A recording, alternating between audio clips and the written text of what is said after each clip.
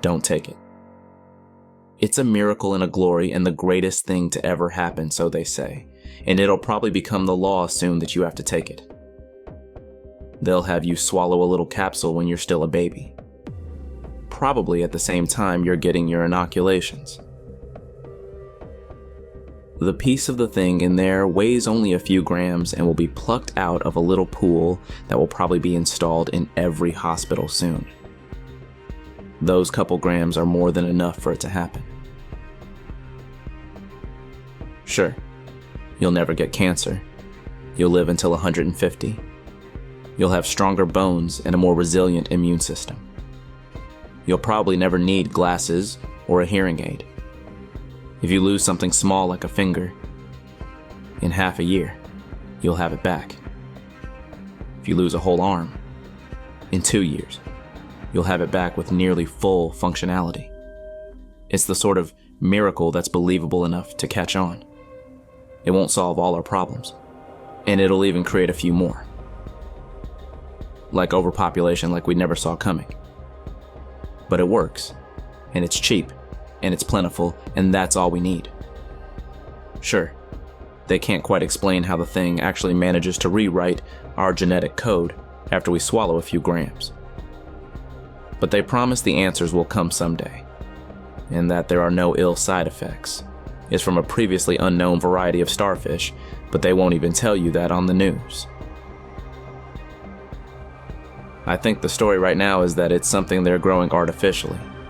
These starfish live in the deepest, darkest places in the ocean, and they aren't very big or interesting looking.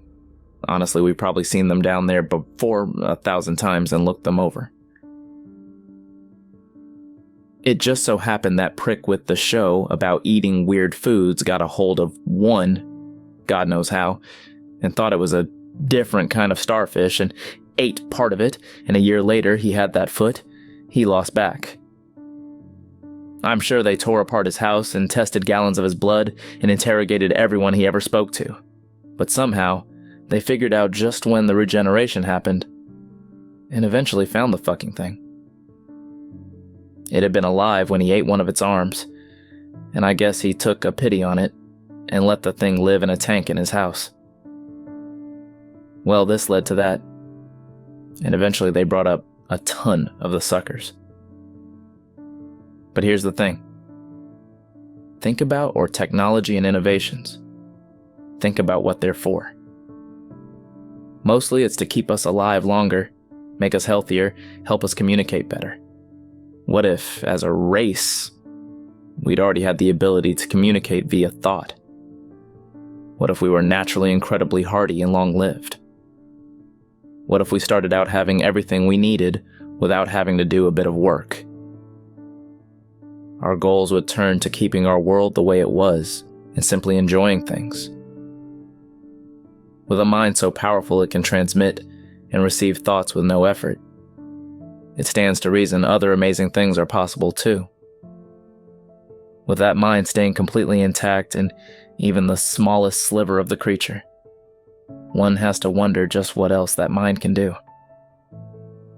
So now here's the question. If you'd survived all this time just sitting around on the bottom of the ocean with this incredible intellect, how would you amuse yourself? What if that mind could wander and roam freely, if it could just find something to carry it? What if, as a race, we made ourselves the bottom of the food chain, just to ensure we'd constantly be taken into new creatures and be allowed to see the world through their eyes? Is it really such a leap to think that such powerful minds could overtake smaller, lesser ones? No. Nor is it unusual to think that if such a race of powerful minds was endangered, they would use this ability to dominate other minds and defend themselves. That they'd patiently wait until their enemies devoured them, then simply displace the minds of those enemies and solve the conflict.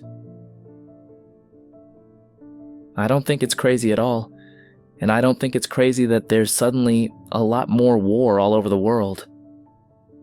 A lot research put into birth control and the accidental release of that superbug that makes men sterile. We should be enjoying world peace, but instead, We're killing each other faster than ever before. Maybe they're not even threatened. Maybe we're just a game to them. Maybe we're the 100th race of beings these things have done this to. All I know is they don't turn you into some zombie from a cheesy old sci-fi flick. They let you think you're still in control. That what they want you to do is actually what you want to do. It all seems so natural, so right. Then we're in World War III, and the only thing the bombs won't scorch clean is the floor of the ocean.